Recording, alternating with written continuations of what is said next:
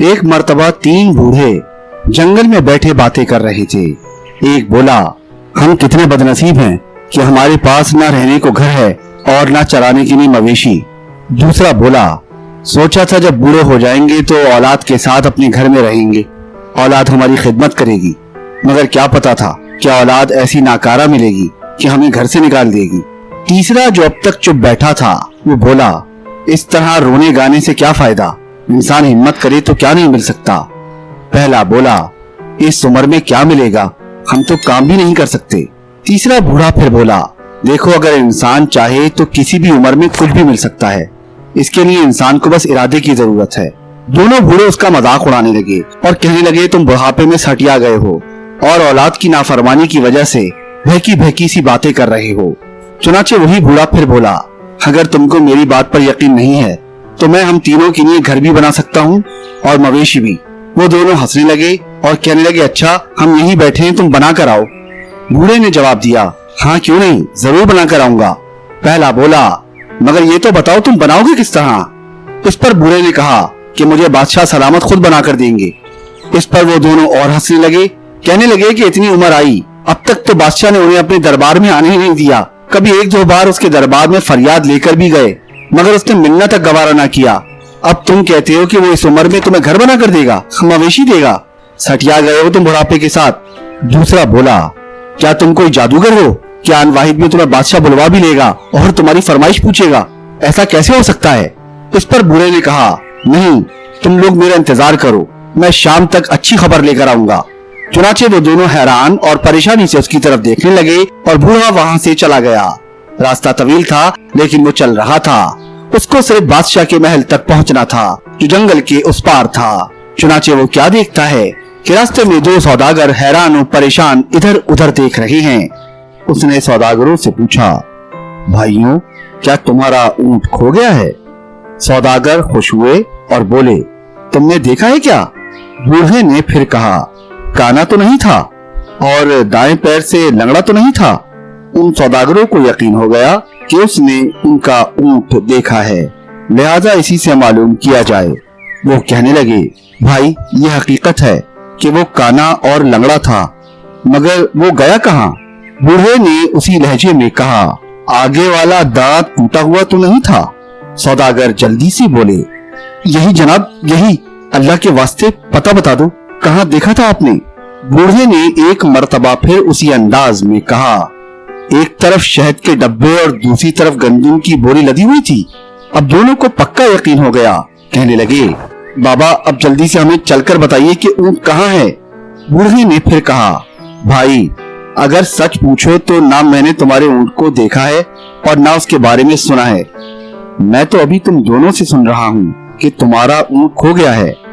سوداگر حیران ہوئے اور سمجھے کہ وہ ہم کو دھوکہ دے رہا ہے، دھمکی دے کر کہنے لگے، اسی اونٹ پر دوسرے سامان کے ساتھ ہمارے جواہرات بھی رکھے ہوئے ہیں، اگر نہیں بتاؤ گے تو تمہیں قید کرا دیں گے۔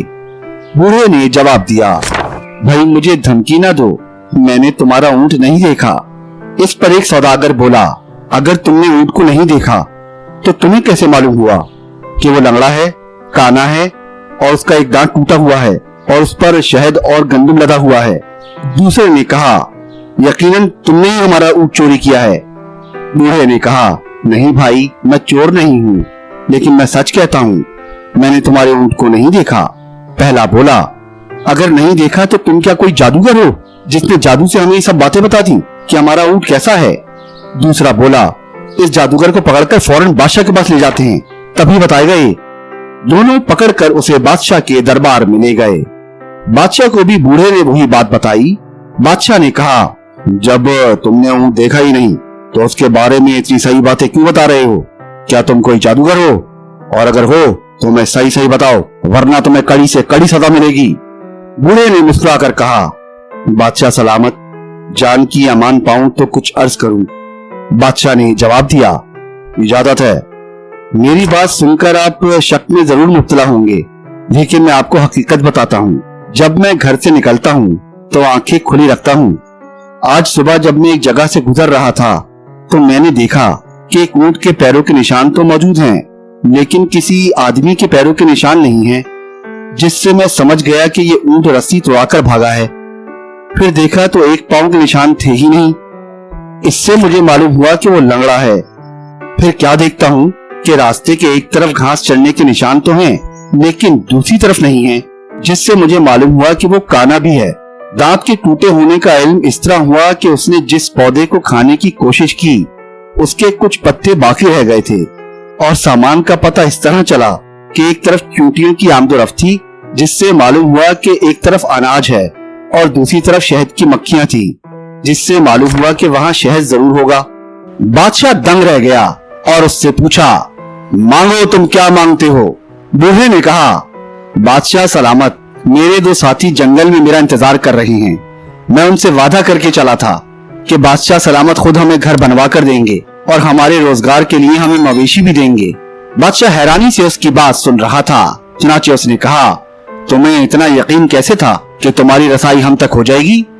इस पर बूढ़े ने कहा, जनाब, मैंने अल्लाह ताला से दुआ की थी कि मुझे बादशाह के दरबार तक पहुंचा दे। चुनाचे वो ले आया। बादशाह ने खुश होकर उसकी शर्तें मान ली और अपने एलचियों से कहा कि वो इन तीनों बूढ़ों को इस महल में जगह दे। फिर दोनों सौदागरों को बूढ़े ने वो जगह बताई जहां उनके ऊंट के मिलने के इम्कान थे। वो शुक्रिया अदा करके चले गए और फिर बूढ़ा एलचियों के साथ अपने साथियों के पास गया। उसके साथी हैरान और परेशान उसकी बात सुन रहे थे और फिर वो तीनों बादशाह के महल में रहने लगे। खत्म। शुद्ध।